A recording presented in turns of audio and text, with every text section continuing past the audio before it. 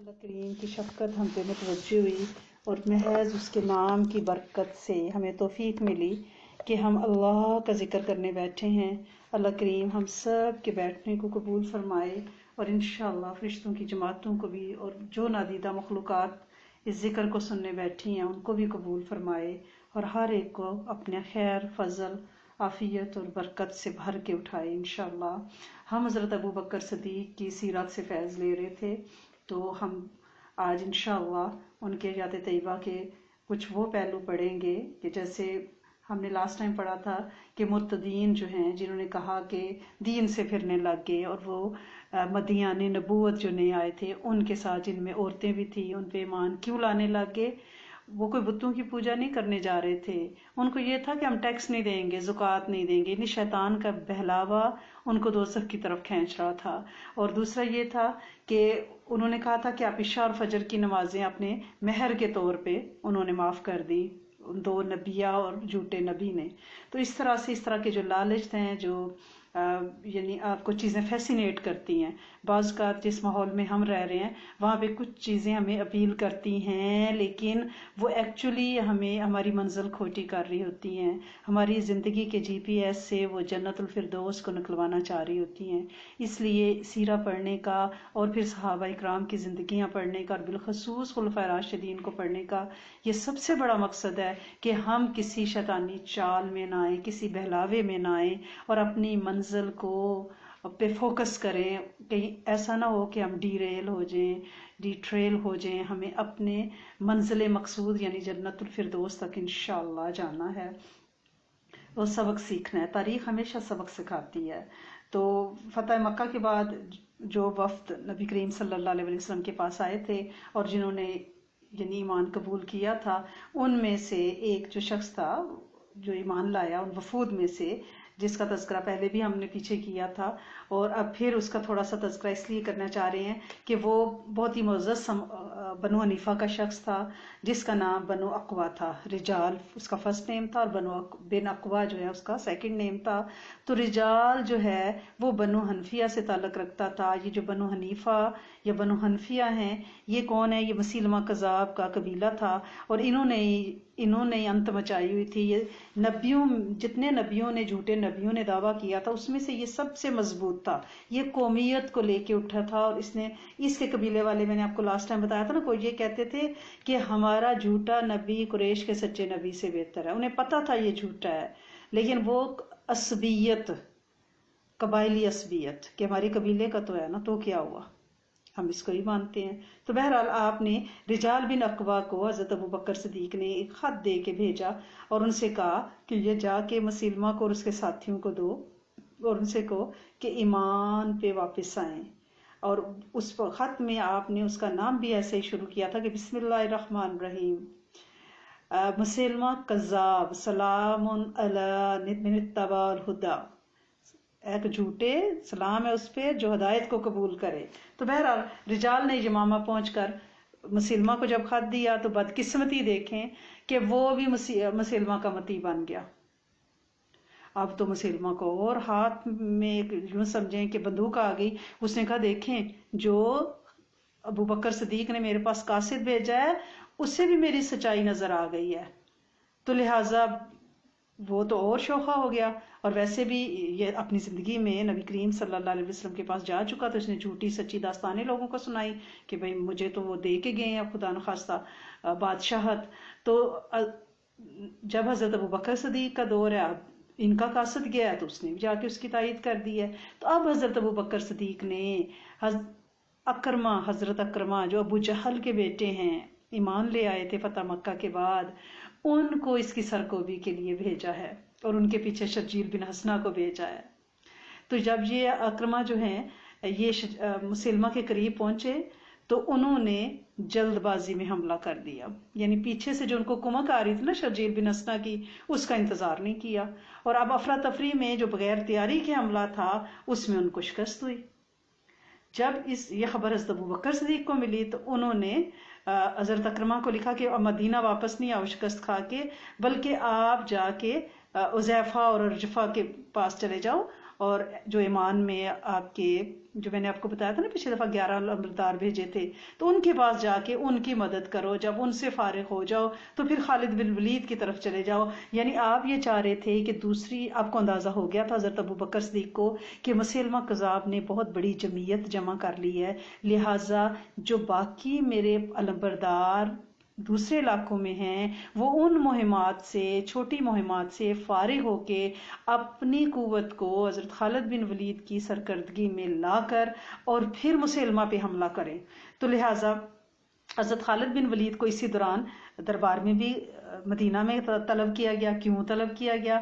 کہ بھئی مالک بن نویرہ کو جو آپ نے بلا وجہ اذان دینے کے بعد بھی مارا ہے، تو آپ، کیونکہ صحابہ یہ کہہ رہے تھے کہ اسپیشلی حضرت عمر فاروق کہ مواخذہ ہونا چاہیے حضرت خالد بن ولید کا. تو بہرحال جب ان کی پیشی ہوئی، انہیں اپنی صفائی دینی پڑی، اور حضرت عمر فاروق تو سخت گیری سے یعنی بدلہ دلوانا چاہ رہے تھے، مگر حضرت ابو بکر صدیق نے ان کو معذور قرار دیا، بے گناہ ثابت کیا، اور پھر اپنی جیب خاص سے مالک بن نویرہ کا تاوان عطا کیا. اس طرح خالد بن ولید جو ہے وہ فارغ ہو کے دوبارہ مہمات کے لیے نکل گئے. مسیلمہ کذاب نے 40,000 کا لشکر اپنے درمیان جمع کر لیا تھا، اور حضرت خالد بن ولید دوسری مہمات سے فارغ ہو کے جب اس کے مقابلے میں آئے، اس نے تابڑ توڑ حملے، اب مسلمان پوری قوت سے آئے تھے نا، تو اس کو پسفائی اختیار کرنی پڑی. مسیلمہ کو اس نے ایک باغ میں پناہ لی. مسلمانوں نے بھی بڑھتے بڑھتے باغ تک پہنچ گئے. اب مسلمان جو ہیں یعنی گمسان کی جنگ ہوئی ہے، مسیلمہ گھوڑے پہ سوار ہو کے بھاگا، اور اس پر وہ جو آپ کو یاد ہے نا غزوہ احد میں حضرت حمزہ کے قاتل وحشی، بعد میں وہ ایمان لے آئے تھے نا، تو نبی کریم صلی اللہ علیہ وسلم نے فرمایا تھا میرے سامنے نہ آیا کرو، آپ ایمان تو لے آئے ہو کہ مجھے آپ نے چچا یاد آ جاتے ہیں. تو وہ جو ہیں انہوں نے جب یہ مسیلمہ بھاگ رہا تھا نا، تو اس پہ اپنا نشانہ، اپنا نیزہ پھینکا، اور اس کی دوہری زرہ کو کاٹتا ہوا اس کے پیٹ کے پار نکل گیا اور وہ مارا گیا. اور حضرت وحشی فرمایا کرتے تھے کہ میں نے اپنی جہالت کے زمانے میں اسلام کے بہترین شخص کو اپنے ہاتھوں سے ختم کیا، اور جب میں اسلام لایا تو پھر میں نے اسلام کے بدترین دشمن مسیلمہ کو اپنے ہاتھوں سے مارا. تو آخرکار دشمنوں کو جہاں راستہ ملا وہ بھاگنا شروع ہوئے.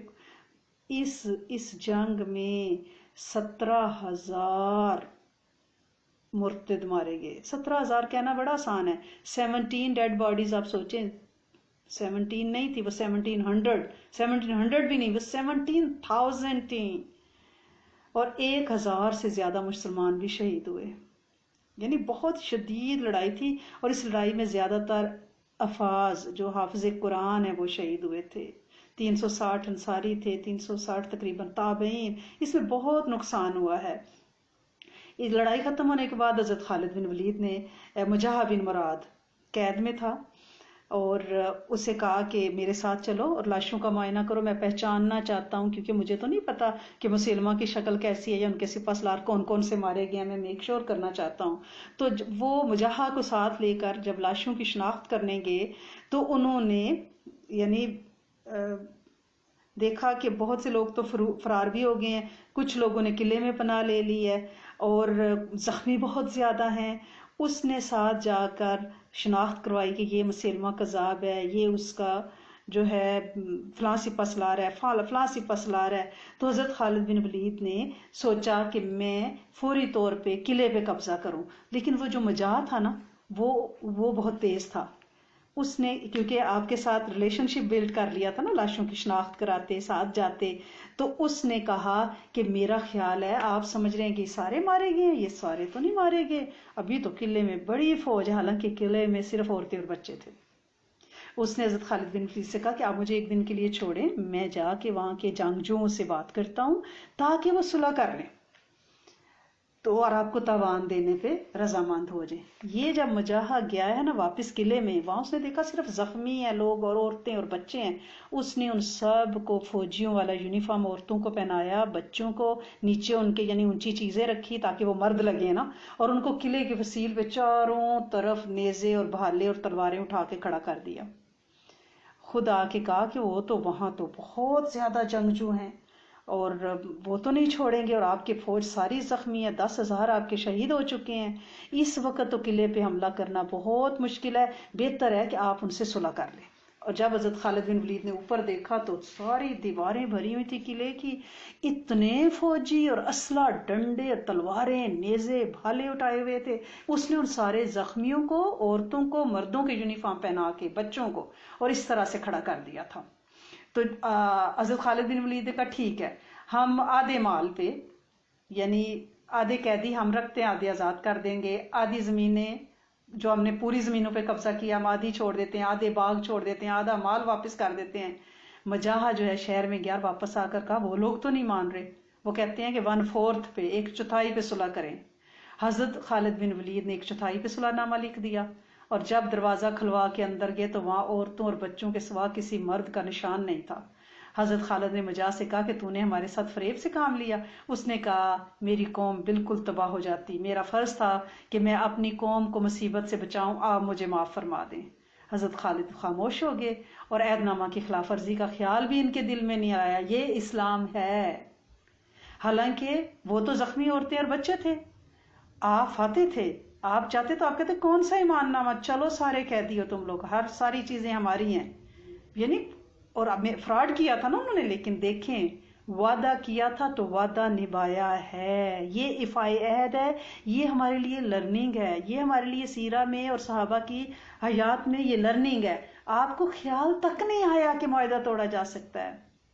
ابھی تھوڑی دیر گزری تھی کہ حضرت خالد بن ولید کے جو قاصد ہیں مسیلمہ بن وکش آگے خط لے کے حضرت ابو بکر صدیق کا، اور آ کے حضرت خالد بن ولید کو دیا۔ اس میں لکھا تھا کہ اگر تمہیں بنو حنفیہ پہ، یعنی اس کو بنو حنیفہ بھی پڑھا جاتا ہے، بنو حنفیہ بھی جیسے آپ کے ہیں، تو بنو حنیفہ پہ فتح حاصل ہو تو ان کے بالغ سارے مردوں کو قتل کر دینا، ان کی عورتوں اور بچوں کو قیدی کر لینا۔ لیکن آپ تو صلح کر چکے تھے، اس خط کے پہنچنے سے پہلے صلح ہو چکی تھی، لہٰذا آپ نے پوری تفصیل حضرت ابوبکر صدیق کو لکھ دی، اور پھر بھی معاہدہ نہیں توڑا۔ یہ اسلام ہے، یہ اسلام کی اصل شکل ہے۔ تو بہرحال حضرت خالد بن ولید نے بنو حنفیہ کے ایک وفد کو حضرت ابوبکر صدیق کے پاس روانہ کیا، خط ڈیٹیل سے لکھا، اور یہ بھی لکھا کہ بہت سے لوگ اس بات سے ایمان قبول کر رہے ہیں۔ بہرحال یہ جو جنگ یمامہ ہے یہ 11 ہجری میں ذی الحج میں لڑی گئی ہے۔ اس کے علاوہ ایران، عراق، جنگ سلاسل، رومیوں کے ساتھ، یعنی اتنے مار کے ہوئے حضرت خالد بن ولید، اس میں سیف اللہ نے وہ کارنامے دکھائے کہ پوری دنیا میں، یعنی یہ ظاہر ہو گیا کہ اسلام ایک طاقتور مذہب ہے، اس کو دبایا نہیں جا سکتا۔ نبی اس دنیا سے پردہ فرما چکے ہیں، لیکن ان کے جانشین اسلام کا پرچم سینے سے لگائے ہوئے اسلام کو کائنات کی غاروں، کھنڈروں، مکانوں، جھونپڑیوں میں پہنچا رہے ہیں، اور کوئی اس طوفان کو روک نہیں سکتا۔ یہ خیر کا طوفان گھر گھر پہنچے گا۔ تو بہرحال حضرت خالد بن ولید جو ہیں ان کی جنگ یرموک میں جو کارنامے ہیں ان کو اب تھوڑا سا ضرور ڈیٹیل سے پڑھنا چاہیں گے۔ یہ رومیوں کے ساتھ جنگ ہے۔ اس جنگ میں مسلمانوں کی تعداد کم تھی اور رومیوں کے پاس لشکر جرار تھا۔ یہ اتنی یعنی ایسی جنگ تھی کہ کوئی فتح کے آثار نظر نہیں آ رہے تھے۔ اس میں 1,30,000 رومی مارے گئے ہیں۔ آپ تصور تو کریں نا، یہ ڈیڈ باڈیز 1,30,000 رومی مارے گئے، اور باقی جو جان بچا کے بھاگے ہیں نا وہ پیچھے کی طرف بھاگ رہے تھے، تو پیچھے دریا تھا، وہ دریا میں ڈوبے، مسلمان ان پہ چڑھائی کر رہے تھے، اور میدان اس طرح اللہ پاک نے خالی کیا۔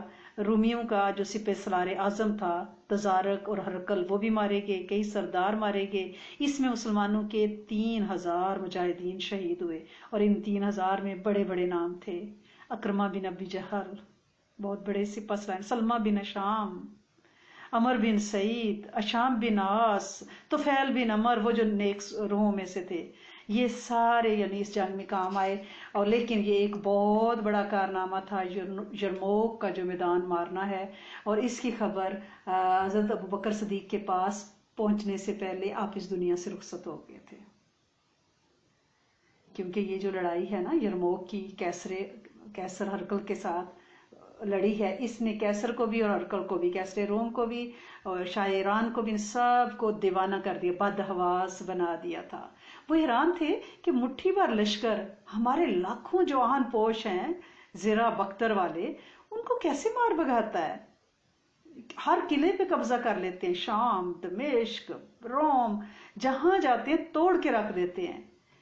دین کا جب سچا جذبہ انسان کے اندر ہوتا ہے تو فرشتوں کی جماعتوں سے اللہ پاک نصرت فرماتے ہیں۔ بظاہر تعداد کم ہوتی ہے، وہی برکت اور کثرت، ٹھیک ہے، ادھر کثرت ہے ادھر برکت ہے۔ اور یہ نظام آپ اگر غور کریں تو آپ کو سمجھ آئے گا کہ کئی ایسے لوگ ہیں جن کی جو پر اینم انکم ہے وہ $2 لاکھ ہے، لیکن بے برکتی اتنی ہے کہ پوری نہیں پڑتی۔ اور کچھ جو ہیں 40-45 ہزار پر ایئر میں وہ عیاشی کرتے ہیں۔ یہ برکت ہے، یہ نظر نہیں، یہ یعنی کاؤنٹنگ میں نظر نہیں آتی لیکن ہر طرف سے چھلکتی ہے۔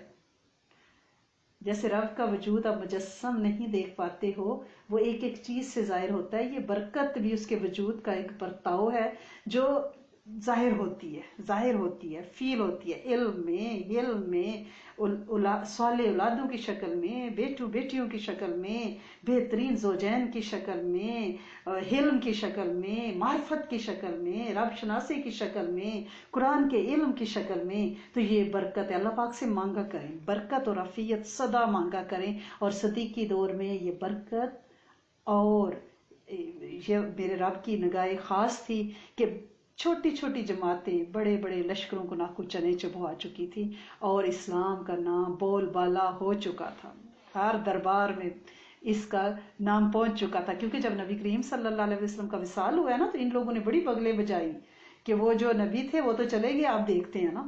اب ان 2.5 سالوں میں انہیں پتہ چل گیا صدیقی دور میں کہ نبی کے دنیا سے پردہ فرمانے سے نعوذ باللہ اسلام پردہ نہیں فرما گیا، اسلام قیامت تک دائم اور باقی اور قائم رہے گا۔ تو بہرحال جمادی الثانی 13 ہجری میں حضرت ابوبکر صدیق کو بخار ہوا تیز، آلموسٹ سیم، یعنی تھا بیماری کا عالم جو نبی کریم صلی اللہ علیہ وسلم کے ساتھ تھا۔ تقریباً 15 دن تک شدید بخار رہا۔ جب آپ کو یقین ہو گیا کہ آپ کا آخری وقت آ گیا ہے تو آپ نے سب سے پہلے حضرت عبد الرحمن بن عوف کو بلایا اور ان سے کہا کہ میں خلافت کسے دوں، کیا کروں، کون خلیفہ بنے میرے بعد۔ حضرت عبد الرحمن بن عوف سے حضرت عمر کے بارے میں پوچھا کہ آپ کا کیا خیال ہے، تو حضرت عبد الرحمن بن عوف نے فرمایا کہ عمر مزاج کے تھوڑے سخت ہیں۔ حضرت ابوبکر صدیق نے فرمایا عمر کی سختی اس وجہ سے ہے کہ میں نرم ہوں، میں نے خود اندازہ لگایا ہے کہ جب میں نرمی اختیار کرتا ہوں تو عمر سخت رائے دیتے ہیں، جب میں سخت ہوتا ہوں تو عمر نرمی کا پہلو اختیار کرتے ہیں۔ میرا خیال ہے کہ خلافت ان کو ضرور نرم دل المعتدل کر دے گی۔ اس کے بعد آپ نے حضرت عثمان غنی کو بلایا، یہی سوال کیا۔ انہوں نے جواب دیا کہ عمر رضی اللہ تعالیٰ عنہ کا باطن ان کے ظاہر سے اچھا ہے اور ہم میں سے کوئی ان کے مرتبے کو نہیں پہنچ سکتا۔ پھر آپ نے حضرت علی کرم اللہ وجہہ کو بلایا، ان سے مشورہ کیا، انہوں نے بھی وہی جواب دیا جو حضرت عثمان غنی نے دیا تھا۔ اس کے بعد آپ نے حضرت طلحہ کو بلوایا اور ان کے سامنے فرمایا کہ میرا ارادہ ہے کہ اپنے بعد فاروق رضی اللہ تعالیٰ عنہ کو مسلمانوں کا خلیفہ بناؤ۔ حضرت طلحہ نے کہا آپ اللہ کو کیا جواب دیں گے، آپ نے رعیت کے ساتھ کیا معاملہ کیا، یعنی ہر کوئی ڈر رہا تھا حضرت عمر فاروق کی سختی کی وجہ سے، جلالی بادشاہ ہے نا۔ یہ سن کر آپ نے فرمایا مجھے اٹھا کر بٹھا دو۔ تو حضرت طلحہ نے آپ کو اٹھا کر بٹھایا، آپ کو شدید بخار تھا۔ آپ نے فرمایا میں اللہ تعالیٰ کو جواب دوں گا، میں نے تیری مخلوق کے بہترین شخص کو خلیفہ کیا ہے۔ یہ سن کر حضرت طلحہ خاموش ہو گئے۔ پھر آپ نے حضرت عثمان غنی کو بلایا اور کہا کہ میری وصیت لکھو۔ آپ شدید بیمار تھے اس وقت، رک کر بول رہے تھے اور حضرت عثمان غنی لکھتے جاتے تھے۔ اور وہ مضمون کیا آپ نے لکھایا، یہ وہ عہد ہے جو ابوبکر خلیفہ نے اس وقت کیا جب اس کا آخری وقت دنیا میں اور اول وقت آخرت کا ہے۔ ایسی حالت میں کافر بھی ایمان لے آتا ہے اور فاجر بھی یقین لے آتا ہے۔ میں نے تم لوگوں پر عمر بن خطاب رضی اللہ تعالیٰ عنہ کو مقرر کیا ہے اور میں نے تم لوگوں کی بھلائی اور بہتری میں کوئی کوتاہی نہیں کی، بس اگر عمر رضی اللہ تعالیٰ عنہ نے عدل اور صبر سے کام لیا تو یہ میری ان کے ساتھ واقفیت ہے، اور اگر برائی کی تو مجھے غیب کا علم نہیں ہے، میں نے تو بہتری اور بھلائی کا ارادہ کیا ہے، اور ہر شخص کو اپنے نتائج اور اعمال سے سابقہ پڑے گا۔ پھر آگے یہ آیت لکھوائی، جنہوں نے ظلم کیا ہے ان قریب دیکھ لیں گے کہ کس پہلو پہ پھیرے جاتے ہیں۔ یہ آپ کی وصیت تھی۔ جب آپ نے یہ تحریر لکھ دی، پھر لوگوں کو پڑھ کر یہ تحریر سنائی گئی۔ آپ شدید بیمار تھے، آپ باہر آئے، پھر آپ نے خطاب بھی کیا لوگوں سے۔ آپ نے فرمایا، میں نے اپنے کسی رشتہ دار کو خلیفہ نہیں بنایا، میں نے صرف رائے لی ہے، صاحب الرائے لوگوں سے جو میرے آس پاس تھے ان سے میں نے رائے لی ہے، اور انہوں نے ان کو انتخاب، ان کا مشورہ لے کے میں نے ان کو بنایا ہے۔ تو لوگوں نے، آپ نے کہا کہ میرا انتخاب تم نے قبول کیا ہے؟ یہ سن کر لوگوں نے کہا، ہم آپ کے انتخاب اور آپ کی رائے کو پسند کرتے ہیں۔ پھر صدیق اکبر نے فرمایا، تم کو چاہیے کہ عمر فاروق کا کہنا سنو، ان کی اطاعت کرو۔ سب نے انکار کیا، اور اس کے بعد آپ حضرت عمر فاروق سے مخاطب ہوئے۔ آپ نے فرمایا، اے عمر، میں نے تم کو اصحاب رسول پر اپنا نائب بنایا ہے۔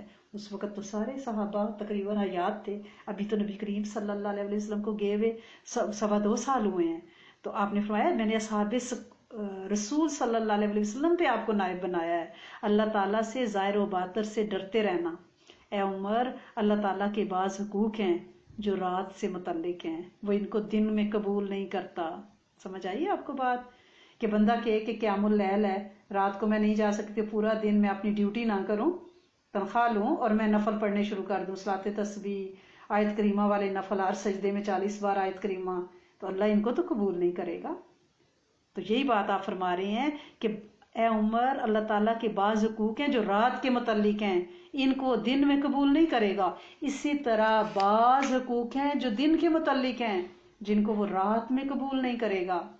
اللہ تعالیٰ نوافل کو قبول نہیں فرماتا جب تک کہ فرض ادا نہ کیے جائیں۔ کہ کوئی بندہ کہے کہ آج میں بڑی تھک گئی ہوں، میں نے 100 رکعت نماز نفل پڑھی تھی تو اس لیے اب میں عشاء نہیں پڑھ رہی۔ آپ یقین کریں، جو عشاء کے اس نے 4 فرض اور 3 وتر پڑھنے ہیں نا، اگر وہ پوری زندگی نفل پڑھتی رہے تو وہ ان 4 فرض اور 3 وتر کی برابری نہیں کر سکتے، ان کے قریب بھی نہیں پہنچ سکتے۔ تو یہی بات حضرت ابو بکر صدیق فرما رہے ہیں کہ اے عمر، جن کے اعمال اللہ تعالیٰ نوافل قبول نہیں فرماتا جب تک کہ فرائض ادا نہ کیے جائیں۔ پھر آپ نے فرمایا، اے عمر، جن کے اعمال صالحہ قیامت کے دن وزنی ہوں گے وہی فلاح پائیں گے، جن کے اعمال نیک کم ہوں گے وہ مصیبت میں مبتلا ہوں گے۔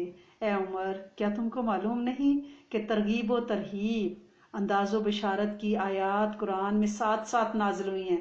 یعنی اللہ پاک دوزخ بیان فرماتے ہیں، پھر جنت، ساتھ ساتھ خوف کی آیات بھی، عذاب کی آیات بھی، بشارت کی بھی۔ تو یہی مثال آپ دے رہے ہیں حضرت عمر فاروق کو کہ آپ کو پتہ ہے یہ دونوں آیات قرآن مجید میں ساتھ ساتھ نازل ہوئی ہیں تاکہ مومن اللہ سے ڈرتا بھی رہے، اپنی مغفرت بھی مانگتا رہے۔ اے عمر، جب قرآن مجید میں ذکر آئے آگ والوں کا تو دعا کیا کرو، اے اللہ مجھے ان میں شامل نہ کر۔ آپ لوگ بھی جب قرآن پڑھتے ہیں، جہاں عذاب کی آیت آئے فوراً آپ نے دعا کرنی ہے کہ اللہ ہمیں ان میں شامل نہ کر، اللہم لا تجعلنا منہم، اللہ کریم ہمیں ان میں نہ بنانا۔ اور اے عمر، جب تم میری ان وسیعت، جب جنت کا ذکر آئے تو اپنے اللہ سے کیا مانگے؟ اللہ کریم اللہم اجعلنا منہم، اللہ ہمیں ان میں شامل کر دے۔ اے عمر، جب میری ان وصیتوں پر عمل کرو گے تو گویا تم مجھے اپنے ساتھ ہی بیٹھا ہوا پاؤ گے۔ یعنی ان کو بھی وصیتیں کی۔ یہ تحریر جو ہے یہ جمادی الثانی میں ہی لکھی گئی، 13 ہجری میں، 22 جمادی الثانی ہے۔ آپ کا مغرب کے وقت وصال ہوا ہے اور عشاء سے پہلے آپ کو دفن کر دیا گیا ہے۔ 2.25 سال آپ کی خلافت ہے۔ اس سے آپ یہ دیکھیں کہ ہمارے ہاں جو میتوں کو رکھ دیا جاتا ہے سرد خانوں میں کہ بھئی بیٹا دبئی سے آئے گا، بیٹی امریکہ سے آئے گی تو پھر دفنایا جائے گا، اور یہ خلیفہ وقت ہیں، مغرب کے وقت وصال ہوا ہے، عشاء سے پہلے دفنا دیے گئے ہیں 1-1.5 گھنٹے کے بعد، اور اسلام کی یہی تعلیمات ہیں۔ آپ کا کیا خیال ہے کہ جو اتنی دور سے اتنا بندہ سفر کر کے جاتا ہے، وہ ڈبے میں جا کے मुंह देख लेता। अब जिन बेचारों को रोका गया, जिनकी मैयत रखी गई, उन पे कितनी तकलीफ हो रही है, क्योंकि नबी करीम सल्लल्लाहु अलैहि वसल्लम ने फरमाया है कि शादी हदीस मुबारक का मफहूम है कि अगर कोई शख्स फौत हो जाता है तो उसे दफनाने में जल्दी करो, क्योंकि अगर वो नेक रूह है तो आप उसके और जन्नत के दरमियान हायल क्यों होते हो, उन्हें जाने दो ना, जल्दी करो, वो जन्नत में जा रहे हैं। इस दुनिया में सर्द खाने से तो वो मरकज बहुत बेहतरीन है ना, तो आप उनके और जन्नत के दरमियान हायल ना हो। और अगर कोई बुरी रूह है तो जमीन का बोझ है, आप उसे जल्दी जमीन के अंदर उतारो। तो लिहाजा अपनी मैयतों को दफनाने में जल्दी करनी है। ये सबक है यहाँ पे कि खलीफा वक्त भी 2 घंटे से पहले दफना दिए गए हैं। तो 2.25 साल आपकी खिलाफत है। उसी दिन एक आपको इंसिडेंट देखें कि उसी दिन मक्का के जो आमिल थे ना, गवर्नर थे हजरत अताब बिन असैद, उसी रोज उनका मक्का में इंतकाल हुआ, जिस रोज हजरत अबू बकर सदीक मदीना में फौत हुए हैं। तो बहरहाल हजरत अबू बकर सदीक के दौर में हजरत खालिद बिन वलीद जो हैं वो सिपाही सलार आजम थे, और मुहिम जो है वो यरमोक से अभी वापस नहीं आई थी। जब आपका विसाल हुआ है तो मदीना में तो तलातम, शोर, रोना, यानी वही सारा सहाबा फरमाते हैं कि वफात नबवी सल्लल्लाहु अलैहि वसल्लम का नक्शा उस दिन दोबारा जिंदा हो गया था। जैसे आप इस दुनिया से गए थे ना, वही नक्शा था। हजरत अबू बकर सदीक भी गए। जब हजरत अली को उनकी वसाल की खबर सुनाई गई तो वो रो पड़े, और रोते हुए आपके मकान पर आए, दरवाजे पर खड़े हो गए और फरमाने लगे, ए अबू बकर, अल्लाह तुम पर रहम करे, वल्लाह तुम तमाम उम्मत में से सबसे पहले ईमान लाए और ईमान को अपना खुल्क बनाया। तुम सबसे ज्यादा साहिब कान, सबसे गनी, सबसे ज्यादा नबी करीम सल्लल्लाहु अलैहि वसल्लम की हिफाजत और निगहदाश्त करने वाले, सबसे ज्यादा इस्लाम के हामी, खैर ख्वाह और मखलूक के खैर ख्वाह थे। तुम खुल्क, फजल, हदायत में हजूर सल्लल्लाहु अलैहि वसल्लम से करीब तर थे। अल्लाह ताला ने तुमको इस्लाम और मुसलमानों की तरफ से बेहतरीन जज़ा अता फरमाई। आपने अल्लाह के रसूल की तस्दीक की जब दूसरों ने तकज़ीब की, उस वक़्त रसूल सल्लल्लाहु अलैहि वसल्लम की गमख्वारी की जब दूसरों ने बुखल किया, जब लोग नुसरत और हमायत से रुके हुए थे आप उनके साथ खड़े हो गए और अल्लाह के रसूल की मदद की। अल्लाह ताला ने आपको अपनी किताब में सदीक कहा है, वल्लज़ी जा बिस्सिद्क़ि वसदक़, ठीक है ना। तुम इस्लाम के पुष्ट पनाह, काफरों को भगाने वाले, ना तुम्हारी उज्जत बेरा हुई, ना तुम्हारी बसीरत नातवा हुई, तुम्हारे नफ्स ने कभी बुजदिली नहीं दिखाई, तुम पहाड़ की मानद मुस्तकिल मजाज थे, तुंद हवाएं तुमको कभी नहीं उखाड़ सकी, ना हिला सकी। तुम्हारी निस्बत नबी करीम सल्लल्लाहु अलैहि वसल्लम ने फरमाया कि ज़हीफुल बदन कवीउल ईमान, मुनकसर मजाज, अल्लाह के नजदीक बुलंद मर्तबा, जमीन पर बुजुर्ग, मोमनों में बड़े हैं। न तुम्हारे सामने किसी को तमा हो सकती है, न ख्वाहिश। कमजोर तरीन आपके नजदीक कवी तरीन है, यहाँ तक कि वो कमजोर का हक आप उसको दिला दें। यानी हजरत अली करमल्लाह वजहो ने इतनी तारीफ आपके दरवाजा मुबारक पे खड़ी होकर की, तो अब जो लोग हजरत अबू बकर सदीक और हजरत अली करमल्लाह वजहो के दरमियान जो बातें बनाते हैं, जो दशनाम तराजियां और जो इफ्ता परवाजियां करते हैं, उनका कोई वजूद नहीं है। ये देखें सहाबा इकराम को, तो अंदर वो कहते हैं ना कि उनके तो दरमियान से पानी नहीं गुजरता था, इतनी मोहब्बत थी इन चारों में। और अब जो आप किसी दूसरे मसलक की महफिल में बैठे, खुदा न खास्ता, या उनकी आवाजें मीडिया पे सुने तो हैरत होती है। उस वक्त तो लगता है कि ये तो कोई बहुत बड़े दुश्मन आमने सामने थे। इन सहाबा को पढ़ने का, खुलफा राशिदीन को पढ़ने का मकसद भी ये है कि जब आपके कानों में ये बदजनियां और बदफरेबियां पड़े तो आपको क्लियर नक्शा मौजूद हो कि हजरत अली करमल्लाह वजहो क्या क्या पुल बांधे जा रहे हैं हजरत अबू बकर सिद्दीक की तारीफों के। और यही सच है, यही हकीकत है, और कुरान भी इसकी गवाही दे रहा है। तो लिहाजा हजरत उमर फारूक को जब ये खबर सुनी तो उन्होंने फरमाया, ए खलीफा रसूल सल्लल्लाहु अलैहि वसल्लम, तुमने अपने बाद कौम को बड़ी सख्त तकलीफ में डाल दिया है। तुम्हारे गुबार को भी पहुंचना मेरे लिए बहुत मुश्किल है, मैं तुम्हारी बराबरी कहाँ कर सकता हूँ। तो हजरत अबू बकर सिद्दीक के ऐहद खिलाफत में हजरत अबैदा बिन जराह जो थे वो बैतुल माल के अफसर थे, ये आपको पता होना चाहिए, ठीक है। और जो महकमा कज़ा, जो सुप्रीम कोर्ट समझे, ठीक है ना, हजरत उमर फारूक के पास था। हजरत अली करमल्लाह वजह और उस्मान गनी के पास کتابت اور دفتری ریٹرنز، یہ سارے جتنی حساب کتاب فائلیں، یہ والا سارا ڈپارٹمنٹ تھا حکومت کا. اور حضرت جو عطاب ہیں وہ مکہ کے عامل تھے، جو ابھی ہم نے ذکر کیا ہے. حضرت عثمان بن عاص جو ہیں وہ طائف کے عامل تھے. حضرت خالد بن ولید سپہ سالار اعظم تھے. تو یہ ایک نا جنرل سا ویو آپ کے ذہن میں ہونا چاہیے کہ یہ چاروں اصحاب بالخصوص ایک مٹھی تھے. ان کے بارے میں اگر کوئی اس دور کا شخص کو یہ بات زبانی کرتا ہے یا ان کے اختلاف کو بیان کرتا ہے تو وہ کذاب ہے، وہ جھوٹا ہے، وہ کذاب ہے.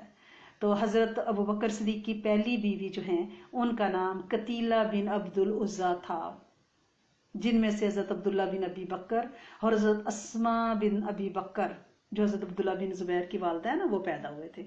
ٹھیک ہے، یہ اتنی بات آپ کو سمجھ آ گئی ہے کہ حضرت ابو بکر کی پہلی بیوی جو اسلام سے پہلے جن کا جو نکاح ہوا تھا وہ قتیلہ بن عبد العزیٰ تھی، جس میں سے آپ کے 2 بچے تھے، حضرت عبداللہ بن ابی بکر اور حضرت اسماء بن ابی بکر. ٹھیک. دوسری بیوی آپ کی ام رومان تھی. حضرت بی بی ام رومان سے حضرت عبد الرحمن بن ابی بکر اور حضرت بی بی عائشہ صدیقہ تھے. جب آپ نے اسلام قبول کیا حضرت ابو بکر صدیق نے تو پہلی بیوی جو تھی قتیلہ انہوں نے اسلام قبول نہیں کیا، انکار کر دیا. آپ نے پھر ظاہر ان کو طلاق دے دی. دوسری بیوی حضرت ام رومان جو ہے وہ آپ کے ساتھ ہی مسلمان ہو گئی تھی. جب اسلام کے بعد پھر آپ نے 2 نکاح اور کیے ہیں. ایک نکاح حضرت اسماء بنت امیس کے ساتھ کیا ہے. یہ حضرت جعفر تیار جنگ یرموک میں آپ کو پتہ ہے نا جعفر تیار شہید ہوئے تھے، حضرت علی کرم اللہ وجہہ کے بھائی. ان کی یہ زوجہ تھی حضرت اسماء بنت امیس. ان کے ساتھ یعنی جعفر کی بیوہ کے ساتھ آپ نے نکاح کیا. ان کے بطن میں سے محمد بن ابی بکر پیدا ہوئے. ٹھیک ہے، آپ بچوں کے نام دیکھتی جائیں. قتیلہ میں سے عبداللہ بن ابی بکر، حضرت بی بی ام رومان میں سے عبد الرحمن بن ابی بکر، حضرت اسماء بنت امیس میں سے محمد بن ابی بکر. پھر دوسرا نکاح آپ نے حبیبہ بنت خارجہ انصاریہ سے کیا. یہ بھی صحابیہ تھیں، یہ بھی قبیلہ بنو خزرج سے تھیں. ان کے وطن سے ایک بیٹی ام کلثوم پیدا ہوئی جو آپ کی وفات کے بعد پیدا ہوئی ہیں. 63 سال کی عمر تھی جب وصال ہوا تو بیٹی بعد میں پیدا ہوئی ہے. آج ہمارے یہاں کسی 40 سال کے عورت کے 30 سال کے بچہ پیدا ہو جائے تو کہتے ہیں ہاں بڈھی ہوئی، شرم نہیں آتی. تو یہ ہمیں اپنا کلچر چینج کرنا ہے. اسلام میں یہ کوئی ریسٹرکشن نہیں ہے جو ہم نے بنا دی ہے کہ فلاں تو بوڑھا ہو گیا اور لوگ چھپاتے پھرتے ہیں اور شرم سے منہ نہیں دکھا پاتے کہ بھئی بیٹی کے ہاں بھی بیٹی ہوئی ہے اور ماں کے ہاں بھی ہوگی. تو کیا ہو گیا بھائی، کیا ہو گیا ہے؟ آپ پتہ نہیں یہ چیزیں ہم میں ایک تو ہندو معاشرت سے آئیں کیونکہ ہم نے انڈیا کے ساتھ جو کمبائن ہمارا پیریڈ گزرا ہے اور پھر پیچھے سے سلاطین مغل پیریڈ، یہ سارا سب کانٹیننٹ میں ہندوستان ایک ہی تھا تو ہندوؤں سے کلوز کانٹیکٹ میں یعنی بیوہ کے نکاح پہ پابندیاں، مطلقہ کے نکاح پہ پابندیاں، بڑھاپے کی اولاد پہ پابندیاں، 2 شادیوں پہ پابندیاں، یہ ساری چیزیں وہاں سے آئی ہیں. یہاں پہ دیکھ لیں کہ آپ کا وصال 63 سال کی عمر میں ہے اور آپ کی بیٹی ام کلثوم آپ کی وفات کے بعد پیدا ہوئی ہیں. اور اسماء بنت امیس جو ہیں وہ حضرت جعفر تیار کی بیوہ تھی. ان پہ ہمارا شارٹ ایک لیکچر ہے یوٹیوب پہ اگر آپ اس کو ڈیٹیل سے دیکھنا چاہیں. پہلے وہ حضرت جعفر تیار کی زوجہ تھی، پھر وہ حضرت ابو بکر صدیق کے نکاح میں آئی، پھر وہ حضرت علی کے بھی نکاح میں آئی اور سب سے ان کی اولادیں ہیں. کسی نے ہاں نہیں کہا، منہ میں ہاتھ نہیں ڈالے. یہ ہم لوگوں کو پتہ نہیں کیا ہو گیا ہے. اس لیے تو ہمارے گھروں میں بچیاں بڑی ہو رہی ہیں، رشتوں کی کمیاں ہیں، لڑکا ایک بیوی کر کے بیٹھا ہوا ہے، لڑ رہا ہے، مر رہا ہے، اسی کے ساتھ ہے. جب 2 ہوتی ہیں تو پہلی جو ہے وہ قدردانی کرتی ہے، عزت کرتی ہے، دوسری بھی کہ ہر ایک کو یہ ہوتا ہے کہ میں اس سے بہتر سلوک کروں. مرد بھی سکھی، جب وہ مرد سکھی ہوگا تو پھر اولاد بھی زیادہ ہوگی، پھر گھرانے بھی خوشحال ہوں گے، پھر اس کی توانائیاں اور مینٹل وہ جو آج کل ڈپریشن میں مرد جا رہے ہیں وہ بھی ختم ہوگا اور پھر وہ زیادہ کمائے گا اور وہ زیادہ اللہ کو بھی ذکر کرنے والا ہوگا، معاش کے معاملات بھی سنبھالے گا اور اولادیں بھی زیادہ ہوں گی، اسلام بھی پھیلے گا اور قیامت کے دن نبی کریم صلی اللہ علیہ وسلم اپنی امت پہ فخر بھی کریں گے. ہم نے اپنی زندگی کو پتہ نہیں کس میں ڈال لی. اللہ کریم ہم پہ رحم کرے، فضل اور کرم کرے. ہم باقی دکھ تو سہ لیتے ہیں لیکن سوکن والا دکھ نہیں سہا جا سکتا. یہ ہمارے ہاں ایک پتہ نہیں کیا ہو گیا. مجھے پتہ ہے اب آپ لوگ جو ہے نا دل میں کوسنے دے رہی ہوں گی اور سوچیں گی کہ یہ کوئی مرد نہ سن لے یہ لیکچر نا. تو بہرحال اللہ پاک ہمیں ہدایت عطا فرمائے.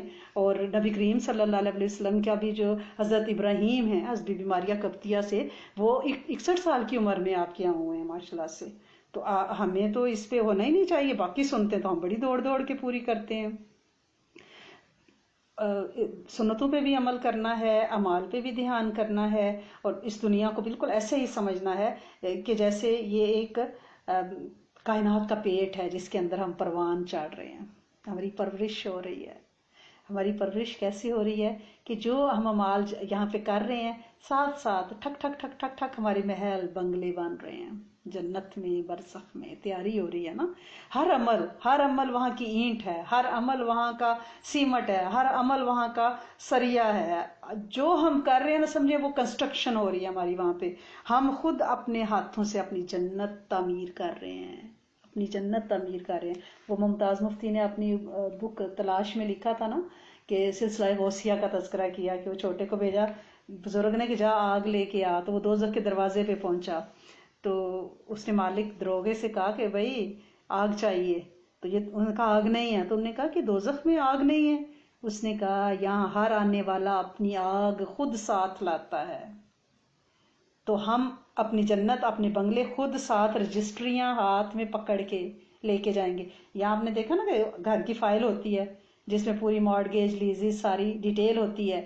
بالکل اسی طرح جب ہم اس دنیا سے جائیں گے تو ہماری ایک فائل ہماری وہ والی ہوگی جو ہم نے کنسٹرکٹ کی ہے آگے.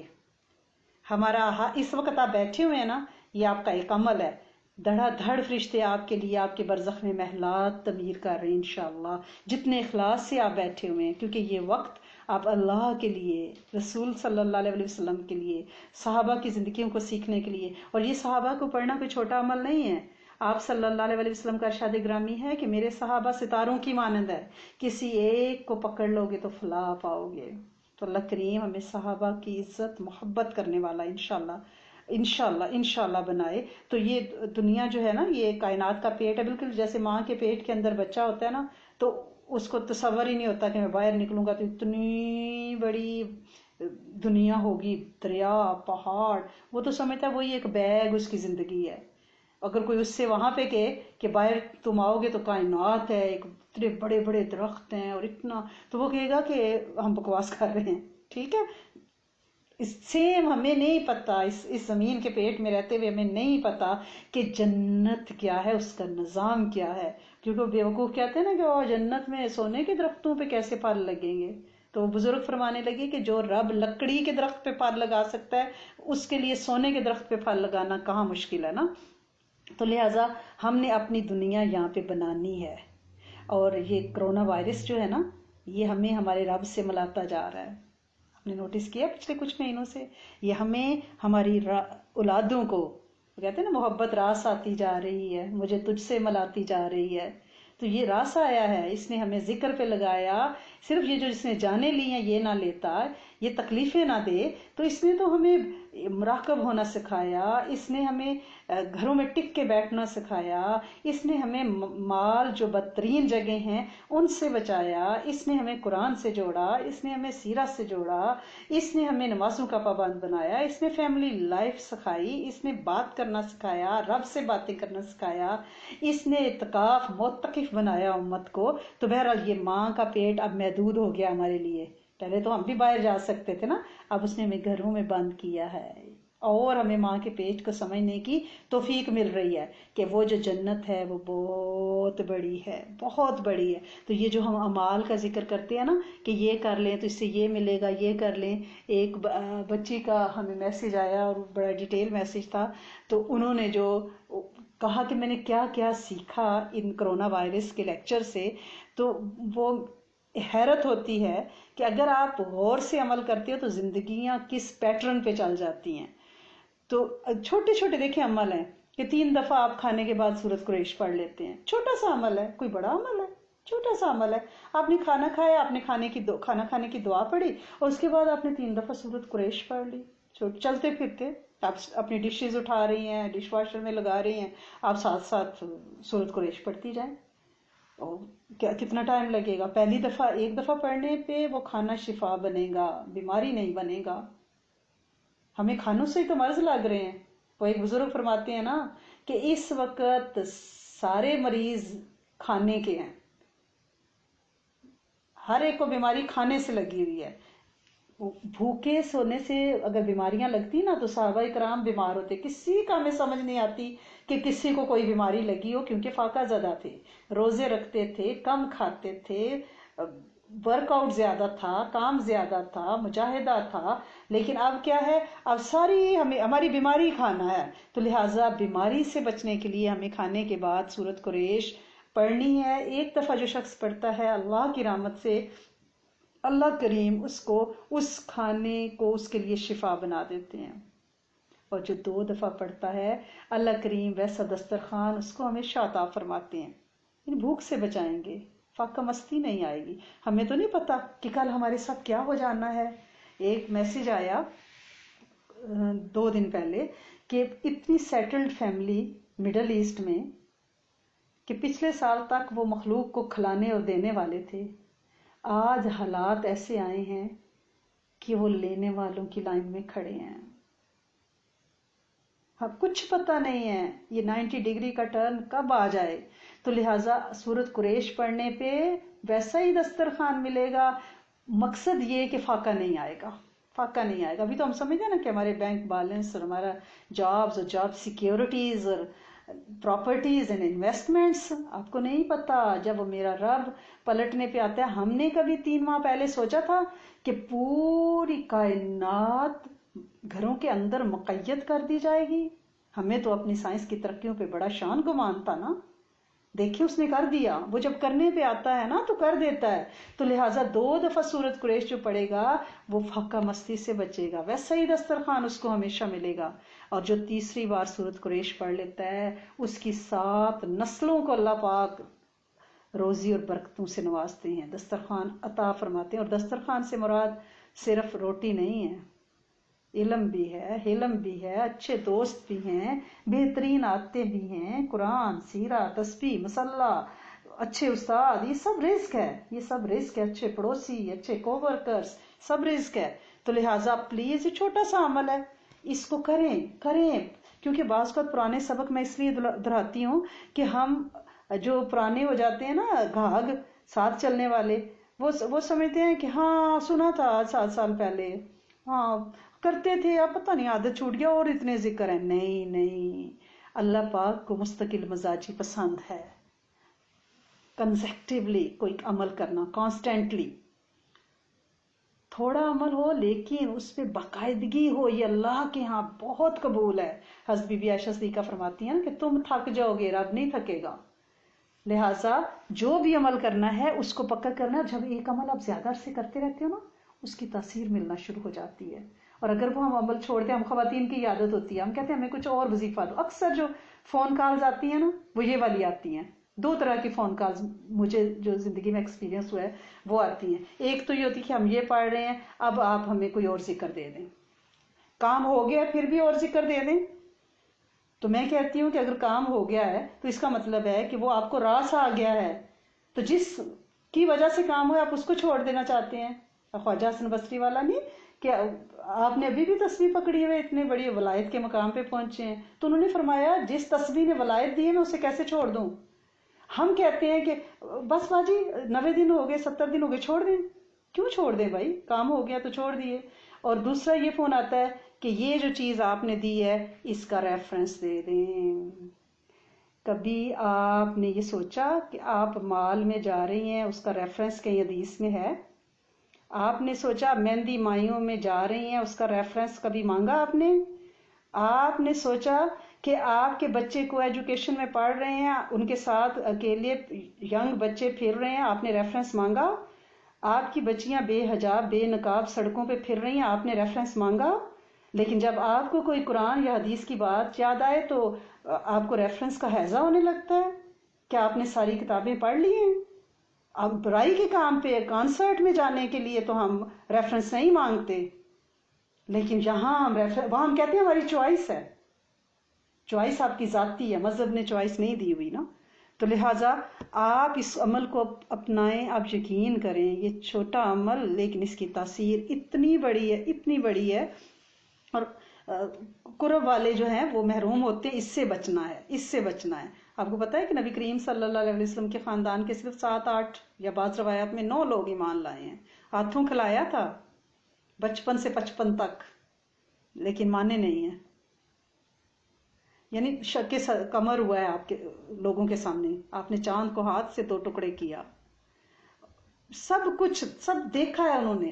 وہ پانی میں آپ نے انگلیاں ڈالی تو چشمے نکلنے لگ گئے انگلیوں کے پوروں میں سے، سب دیکھا تھا۔ کڑوے پانی کا کنواں آپ نے اپنا لعاب مبارک ڈالا، میٹھا ہو گیا۔ راتوں رات کھجوروں کے بیج سے بغیر بیج کے کھجوریں نکل آئیں کہ بیج نکال لیے گئے تھے، تو لیکن پھر بھی نہیں مانے۔ تو لہٰذا ہم نے کیا کرنا ہے، ہم نے توبہ زیادہ کرنی ہے، اور توبہ کے لیے آیت کریمہ والے نفل آپ نے پلیز نہیں بھولنے، روز ضرور پڑھیں، میری آپ سے ریکویسٹ ہے۔ اور وہ کیا ہے، 2 نفل، اور ہر سجدے میں 40 بار آپ نے آیت کریمہ تسبیح سبحان ربی اعلیٰ کے بعد نا آپ نے کرنا ہے، کیونکہ اپنے بچوں سے آپ سیکھیں نا، کہ یہ جو بچے ہیں نا پہنچی سرکاریں ہیں آپ کی گود میں، آپ کے گھروں میں بھوک لگتی ہے، آج کل تو گھروں میں ہے نا، بھوک لگی، mama can I have something to eat, ماں can I have a juice, ماں can I have a chocolate, جو چیز انہیں لمحہ لمحہ جس چیز کی ضرورت ہے ان کی نظر ماں پہ جاتی ہے، ہماری نظر رب پہ کیوں نہیں جاتی؟ وہ تو مشکل میں ماں کو پکار رہا ہے، وہ تو پیر کامل ہے بچہ، ہم کیوں نہیں پیر کامل بنتے؟ ہماری نظر رب پہ کیوں نہیں اٹھتی؟ ہم لاجک اور ریزنز کو کیوں ڈھونڈتے ہیں؟ اور رب کو پہچاننا ہے ہی ہے کہ مشکل وقت میں جس پہ آپ کی نظر جائے نا وہی آپ کا رب ہے۔ بھوک کے وقت آپ کا دھیان کھانے پہ گیا ہے، پیاس پہ پانی پہ گیا ہے، تو وہ آپ کی ضرورت ہے، وہ آپ کا پالن ہار ہے، لیکن کھانا سامنے ہے اور رب کا ذکر ہے کہ تو دینے والا ہے، بھوک بھی ہے کھانا بھی ہے، لیکن اس وقت آپ 7 دفعہ بسم اللہ الرحمن الرحیم یا 7 دفعہ سورۃ فاتحہ پڑھ رہے ہو نا، اس پہ رب کی انعامات آتے ہیں کہ میرے بندے کو بھوک بھی لگی، اور اس کی فیوریٹ ڈش بھی سامنے کباب بریانیاں رکھی ہیں، لیکن وہ کھا نہیں رہا، اور بسم اللہ اور یا رزاق کو یا واجد ہو اور سورۃ فاتحہ اور اللہم ربنا انزل پڑھتا جا رہا ہے، تو پھر اس کی محبت جوش مارتی ہے، وہ کہتا ہے کہ ان کو اور دو اور دو، یہ میرا بندہ مجھے نہیں بھولا، یہ میرا بندہ میرے ساتھ جڑا ہوا ہے، ٹھیک ہے نا؟ تو لہٰذا ہم نے کھانے کے ساتھ کے جو اعمال ہیں ان پہ ہم نے کہ بے دھیان نہیں ہو جانا۔ بعض اوقات یہ ہوتا ہے نا کہ تھوڑا سا ٹائم گزر جائے اور پھر بے دھیان ہوتے ہیں، جیسے نماز پڑھنی ہے تو پوری توجہ اور خشوع کے ساتھ نماز کی بد دعا سے بچنا ہے۔ حدیث مبارکہ میں ہے کہ جو ادھوری نمازیں ہوں گی وہ پرانے کپڑے کی طرح لپیٹ کے بندے کے منہ پہ مار دی جائے گی۔ یہ نماز کی بد دعا ہے کہ اللہ کریم جس طرح اس نے مجھے برباد کیا ہے نا، تلاوت پوری نہیں کی، سجدہ ادا کیا ہے، رکوع ادا کیا ہے، ٹھکا ٹھک مارا ہے، تو بھی اس کو رلا، اس کو برباد کر، اس نے مجھے چیرا پھاڑا ہے تو اس کو کر، ٹھیک ہے نا؟ اسی طرح سے روزے کی بھی بد دعا سے بچنا ہے کہ آپ منڈے اور تھرسڈے کا روزہ رکھ رہے ہیں لیکن روزے میں بیٹھ کے ٹی وی ڈرامے دیکھے، میوزک سنا، لوگوں کی غیبتیں فون پہ کی، تو یہ روزے کی بد دعا تو لگے گی کہ اللہ سنے اس نے مجھے ذلیل کیا، توڑا پھاڑا، اللہ کریم تو اس کو رلا۔ تو ہم تو کر رہے ہیں نیکی کے لیے عمل، نماز اور روزہ، لیکن اس کی بد دعا سے بچنا ہے، قرآن کی بد دعا سے بچنا ہے۔ یہ شکایت بھی کرے گا قیامت کے دن کہ انہوں نے مجھے کمر پھیڑی، پیٹھ پھیری، یہ وہ لوگ ہیں، اور مجھے کھولا ہی نہ، رمضان کو کھولا تھا اور پھر مجھے جزدان میں بند کر کے رکھ دیا۔ پھر جانوروں کی بد دعا سے بچنا ہے۔ آج کل سمر ہے، تھوڑا بہت پانی دانے جانوروں کو ڈالیں، جانوروں کو بند نہیں کرنا۔ اگر گھر میں آپ نے کوئی پیٹ بلی وغیرہ رکھی ہوئی ہے اس کی کیئر، میڈیکل جو بھی اس کا ٹریٹمنٹ اسکیجول ہے وہ آپ کریں گے، وہ بد دعا لگ جاتی ہے، کیونکہ قرآن سفارش بھی کرے گا پکڑوائے گا بھی، نماز سفارش بھی کرے گی پکڑوائے گی بھی۔ صحابہ کرام کا تو یہ حال تھا کہ وہ اگر بادل بھی دیکھتے تھے تو مسجد کی طرف دوڑتے تھے نا، ڈر جاتے تھے کہ بھئی کہیں اس میں کوئی آفت نہ آ جائے، کیونکہ انہیں پتا تھا فیصلے آسمانوں سے ہونے ہیں، لیکن ہم نے لاجک اور ریزن کی طرف ہم چلے جا رہے ہیں۔ لہٰذا ہم نے کوشش کرنی ہے کہ اپنی نمازوں کو چیک کریں، اپنی قرآن کی تلاوت کو، کیا جو رمضان میں تھی وہ ابھی تک جاری ہے یا ہم نے کوئی ڈنڈی تو نہیں مار دی، کوئی سٹیپ ڈاؤن تو نہیں ہو گیا، کوئی ریورس گیئر تو نہیں ہمیں لگ گیا، کہیں ایسا تو نہیں کہ ہم فون پہ زیادہ ٹائم ضائع کرنے لگ گئے ہیں۔ ایسا نہیں کرنا، کیونکہ رمضان میں جو ایک بخار ہوتا ہے نا نیکیوں کا، وہ اترنے لگ جاتا ہے، اس ٹیمپریچر کو آپ نے قائم رکھنا ہے اور اللہ سے مانگنا ہے کہ اللہ کریم اللہ کریم اللہ کریم وہی سلسلہ دوبارہ جاری رکھیں، اللہ کریم اسی لیول پہ ہمارے ایمان کو پہنچائیں، اور پھر بار بار وہ تصور کر کے نا رمضان کا تو شکر بھی کرنا ہے، اللہ کریم رمضان میں آپ نے ہم پہ کتنا کرم کیا تھا، اللہ تیرا شکر ہے۔ میں نے آپ کو بتایا نا اللہم لک الحمد اللہم لک الشکر، یہ آپ نے ضرور کرنا ہے، اللہ کی شکر کرنی ہے، کیونکہ اگر دادا نہ شکرا ہوگا تو نسل مسائل کا شکار ہو جائے گی، تیسری نسل چوتھی نسل تک بد دعائیں اور نہ شکری کی تاثیر جاتی ہے۔ یہ شکوہ اور جو شکایت ہے نا، اس سے باز آنا ہے، شکر کرنا ہے، نعمتوں کو بڑھوانا ہے نسلوں کے لیے، کیونکہ جب بھوک لگی ہوتی ہے نا، خوبصورت قسم کی بھوک، افطاری جب ہم بیٹھتے ہیں نا تو اچھی خوبصورت بھوک لگی ہوتی ہے، تو پھر ہر نعمت اتنی میٹھی لگتی ہے، اتنی مزے کی لگتی ہے، پرانا سالم بھی بہت اچھا لگتا ہے نا، کیونکہ خوبصورت بھوک ہے نا، تو اس کو نعمتیں اچھی لگ رہی ہیں۔ تو اللہ کی نعمتوں کی اگر ہمیں بھوک ہوگی تو پھر نعمت کی قدردانی کریں گے، اگر بھوک نہیں ہوگی، طلب نہیں ہوگی، تو پھر قدر نہیں ہوگی۔ کہیں نعمتوں کی کثرت سے ہماری آنکھیں نہ پھوٹ جائیں، نعمتوں کی فل سٹاپ لگ جاتا ہے نعمتوں پہ، نعمتوں کی بارش جب ہو رہی ہو، اس کی کثرت ہو رہی ہو، اس پہ اترانا نہیں ہے، جھک جانا ہے، اس سے مانگنا ہے، اس سے دعا کو نہیں چھوڑنا، طلب کو بڑھائے رکھنا ہے۔ اور جن لوگوں کو جو کوئی ٹیبلٹ گولی کچھ بھی لگا ہوا ہے، کیونکہ ہر ایک کو ہم میں سے کچھ نہ کچھ تھائرائڈ کچھ نہ کچھ لگا ہوا ہے نا، تو کوئی بات نہیں، گولیاں کھا کے چل رہے ہیں تو اور کیا چاہیے نا، اللہ کی کروڑوں بار شکر ہے اس کی نعمتوں کا کہ لوگ تو ہاسپٹلائز ہیں، آپ کیسے مزے سے جی رہے ہیں، کھاتے پیتے انجوائے کرتے ہیں۔ تو لہٰذا کسی نے پوچھا ہے تو ان سے یہ ہے کہ المالک القدوس والسلام، جب بھی دعائیں کھائیں بسم اللہ الرحمن الرحیم پڑھ کے، المالک القدوس والسلام پڑھ کے دعائیں کھائیں، انشاءاللہ اس دعائی میں شفا اترے گی۔ وہ آپ کی کوئی بھی ٹیبلٹ ہے، شوگر کی، بلڈ پریشر کی،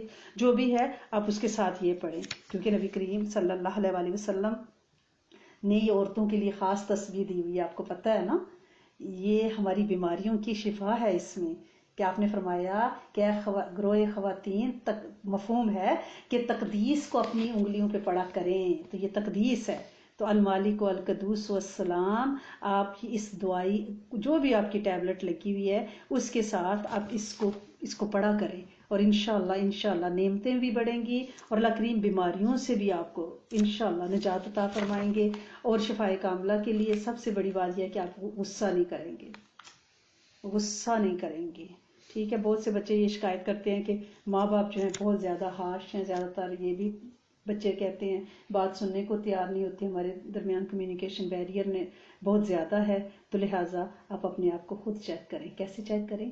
جیسے آپ کو یاد ہے بیک ہوم میں جب کوئی گاڑی پنچر ہو جاتی تھی تو اس کو لے کے جاتے تھے ورک شاپ میں، آپ کی ٹریول کر رہے ہیں تو وہ ایک پانی کے ٹب میں کے اندر ٹائر کو ٹیوب کو نکال کے اندر ڈالتا تھا، اس زمانے میں وہ ٹیوب ہوتی تھی نا اندر، اب تو وہ ٹیوب لیس ٹائر ہے، تو وہ اس کے اندر ڈالتا تھا، جہاں بلبلا بنتا تھا نا وہ وہاں پہ نا پیچ لگا دیتے تھے ورک شاپ والے، یا بچوں کی چھوٹی سائیکلیں جب لے کے جاتے تھے پنچر لگوانے تو وہ پانی کے اندر ڈالتے، تو خود کو پانی میں ڈبوئیں، اپنی ذات میں ڈبوئیں، اور وہ بلبلا خود بنے گا، آپ کو بتائے گا کہاں ٹائر بیٹھا ہے، کہاں آپ نے غلطی کی ہے، کیونکہ جیسے اعمال اوپر جائیں گے ویسے فیصلے نیچے آئیں گے۔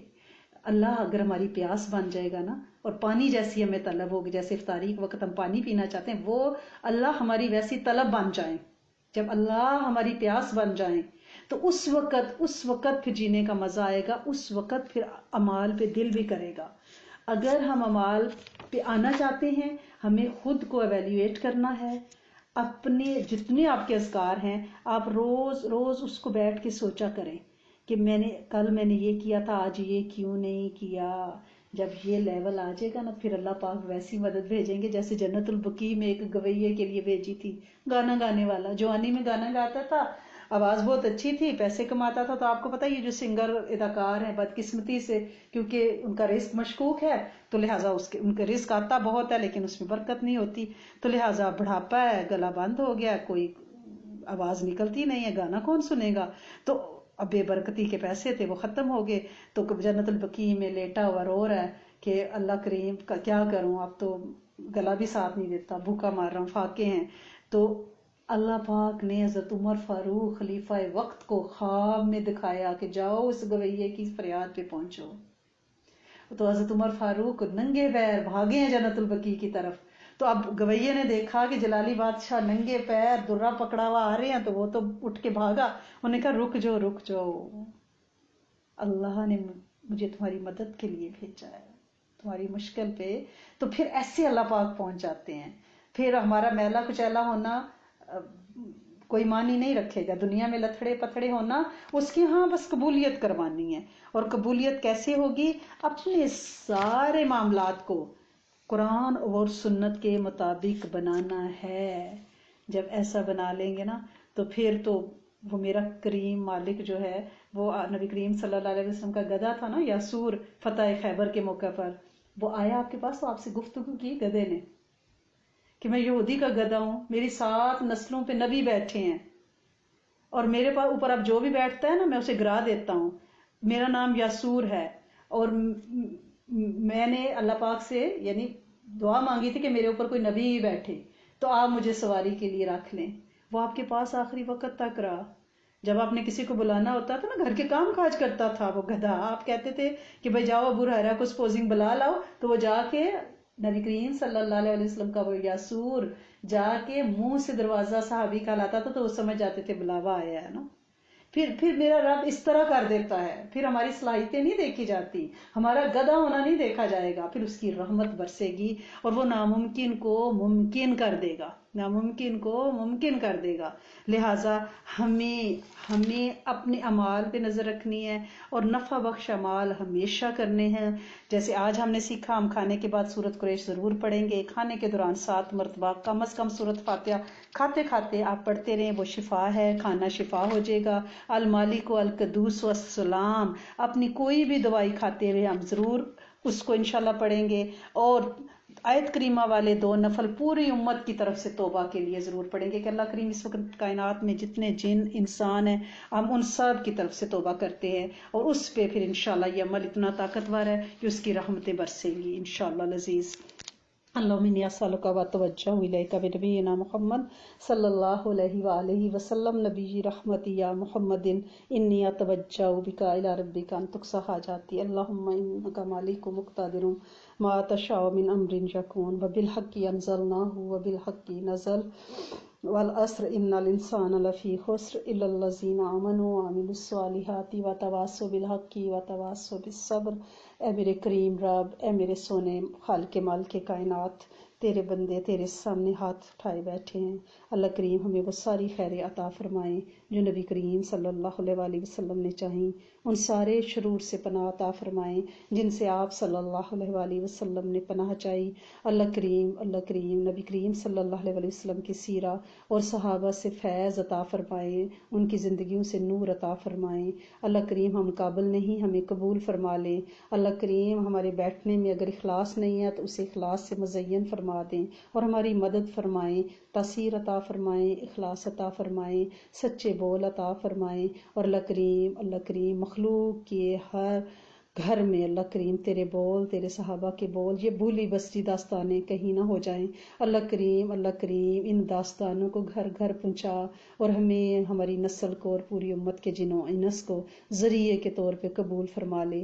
تیری بڑی مہربانی ہے اے میرے سونے مالک، اے میرے کریم مالک، ہمارے والدین پہ رحم فرما، فضل اور کرم فرما، جن کے والدین اس دنیا سے رخصت ہو گئے، اللہ کریم ان کی بخشش مغفرت کے معاملات فرمائیں، ہر جانے والے کی قبر کو پر نور بنائیں، اللہ کریم، اور ہر وہ شخص جو بیمار ہے اللہ کریم اسے شفا عطا فرمائیں، اگر اس کا جانا ٹھہرا تو اسے کلمے سے مزین فرما کے بھیجیں۔ اللہ کریم اس وبا کو اپنی رحمت سے اللہ کریم واپس بلائیں اور کائنات کا نظام دوبارہ اپنی روٹین پہ لائیں۔ میرے کریم مالک، اتنی محنت، اتنی مشقتوں سے لوگوں نے اپنی دنیا بنائی، ان کو توفیق دیں کہ محنت اور مشقت سے اپنی آخرت بھی بنائیں۔ اللہ کریم قابلیت کوئی نہیں ہے، آپ قبول فرما لیں، علت ذلت قلت سے بچا کے رکھیں۔ اللہ کریم ہر گود کو بہترین پھول عطا فرمائیں، ہر بچے کو بہترین زوج عطا فرمائیں، ہر گھر کو سکھ چین عطا فرمائیں، ہر شخص کو مالی خوشحالی، عافیت اور برکت عطا فرمائیں، ہر وجود کو جسمانی روحانی شفائیں عطا فرمائیں۔ ہر شخص کو جادو ٹونے نظر بد سے بچائیں، اللہ کریم خیریں برکتیں عطا فرمائیں، گھروں کو اللہ کریم سکون کا گہوارہ بنا دیں، فیملیز میں جوڑ اور محبت پیدا فرمائیں، اللہ کریم ہمارے بہن بھائیوں کی، ان کی اولادوں نسلوں کی خیر، ہمارے دوستوں کی خیر، ہمارے گروپس کی خیر، ہمارے مددگاروں کی خیر، ہمارے چاہنے والوں کی خیر، ہمارے لیے مانگنے والوں کی خیر، اللہ کریم ہمارے استادوں کی خیر، ہمارے شیخ، ان کے مراکز سے جڑے ہر فرد کی خیر، اللہ کریم جہاں جہاں سے خیر کے بول ہم نے پوری زندگی چنے، اللہ کریم ان سب ہمارے استادوں کی زندگیوں کو برکتیں، خیریں، محبتیں، سکون، عافیتیں اور اللہ کریم بخششیں، شفائیں عطا فرمائیں، اللہ کریم بن مانگے عطا فرمائیں، اللہ کریم ہر شخص کی دعا عافیت سے قبول فرمائیں، اپنے علم میں سے علم، اپنے حلم میں سے حلم عطا فرمائیں، معرفت عطا فرمائیں، خاتمہ بالخیر عطا فرمائیں، ڈپریشن لا علاج بیماریوں سے بچائیں، بے اولادیوں محرومیوں سے بچائیں، انعامات عطا فرمائیں، ربنا تقبل منا انک انت السمیع العلیم۔